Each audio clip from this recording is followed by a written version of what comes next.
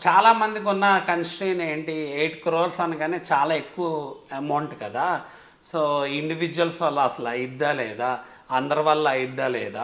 ఎంతవరకు క్యాపబుల్? అలానే ఒకవేళ 8 క్రోర్స్ లేకపోతే లెట్స్ సే ఒకవేళ నా దగ్గర 7 క్రోర్సే ఉన్నాయి. లేతే 6 క్రోర్సే ఉన్నాయి. లేతే 5 క్రోర్సే ఉన్నాయనుకోండి. ఇన్ కేస్ అప్పుడు ఏదైనా అదర్ ఆప్షన్స్ ఉన్నాయా అనేది చాలామంది అడుగుతున్న క్వెషన్ అనమాట. సో, మనకిక్కడ మెయిన్‌గా మనం అండర్‌స్టాండింగ్ పర్పస్ ఏంటి అంటే డెఫినెట్‌గా మనకి 8 క్రోర్స్ కావాలి. ఎందుకు 8 క్రోర్స్ కావాలి అంటున్నాను అంటే అసలు మనం 8 క్రోర్స్ లిక్విడేట్ చేయగల క్యాపబిలిటీ మనకు ఉంది. అది లిక్విడేట్ చేసి మనం అక్కడ ఇన్వెస్ట్ చేయగల క్యాపబిలిటీ ఉంది అన్నప్పుడే మనం ఈబీ-5 వీసాకి క్వాలిఫై అవ్వటం జరిగిద్ది. అంటే $800,000 మనం అక్కడ ఇన్వెస్ట్ చేయటం. అయితే ఇన్ కేస్ మనకి ఏదైనా మనీ షార్టేజ్ వస్తే మనం అదర్ ఆప్షన్స్ ఏమున్నాయి మనకి?